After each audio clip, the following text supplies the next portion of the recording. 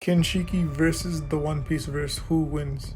This isn't exactly like a hot topic or hot debate, but I just thought I should tackle this because it seems quite interesting. So this fight can go one of two ways. The first way is Kinshiki actually goes to like the One Piece world and starts fighting everyone, and the second way is he just splits the planet.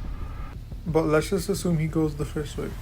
So now the question is, can Kinshiki fight all the One Piece characters at the same time? So to answer this question, let's see who can actually like damage Kinshiki or like even fight him. So right off the bat, whoever can't really fly can't damage Kinshiki properly. Because if he's flying, the attacks from down below are easier to dodge. Not to mention he also does have at least 1,000 years of battle experience, and the Byakugan grants him almost 360 vision. So Kinshiki is quite a strong opponent.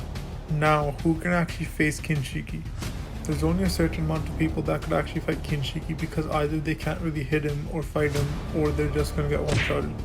So I narrowed it down to these people: Kizaru, Luffy, Big Mom, and Shiki. And I feel like I should also add Goldie Roger and Whitebeard. Even though they can't fly, they're very overpowered. So since half of these characters can fly, can they beat Kinshiki? Well, the answer kind of depends. Because if Shiki, Kizaru, Big Mom, and Luffy go at him just by themselves, like their own group, they're probably gonna die, and here's why. In the light novel, Kinshiki is stated to be able to split worlds, which means he's planetary. Meaning if Kinshiki really wanted to, he could basically one-shot any of them, or even all of them at the same time. But that's unlikely because they're probably all gonna attack from different angles, but if they do attack from one main side, then he can easily one-shot all of them. And it doesn't really matter if Kizaru has a Logia fruit because this is verse equalization, meaning that he can still take damage from Kinshiki because he's from a different verse. There is one way I do see them winning this though. If Luffy, Big Mom, and those guys can all trap Kinshiki somehow and wait for Goldie Roger and Whitebeard, I do think they can win, and here's why. So when Kinshiki was fighting his opponents that were much weaker than him, he did get sealed by them. And you could say Kinshiki isn't the smartest because they did have to use some sort of strategy to beat him.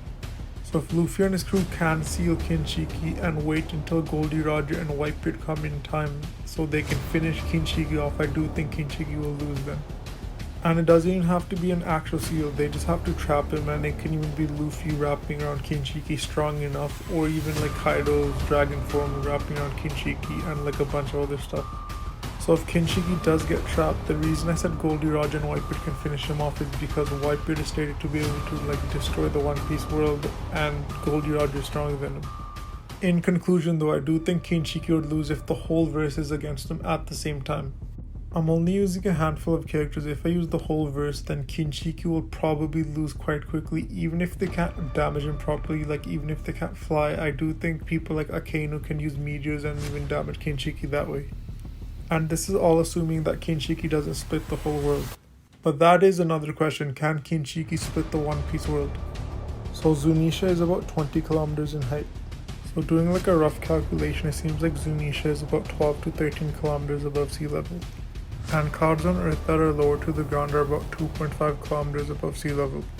And these clouds, which are considered low clouds, are about like half of Zunisha's size, which would be like 6 to 7 kilometers.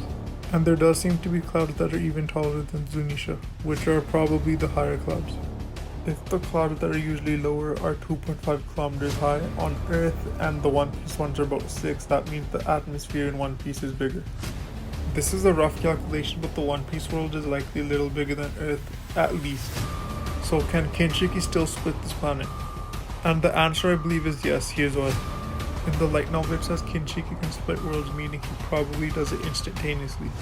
And if we assume the average world he destroys is about Earth size, and we scale the One Piece world to slightly larger than the Earth, so if he splits a planet in half instantaneously that's around the Earth's size, that means he wouldn't really have a problem destroying the One Piece verse.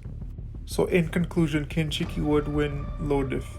That's it for today's video guys, thanks for watching. Make sure to like, comment and subscribe, and if you're not already in the Discord, join it, it's in the pinned comment down below, and peace.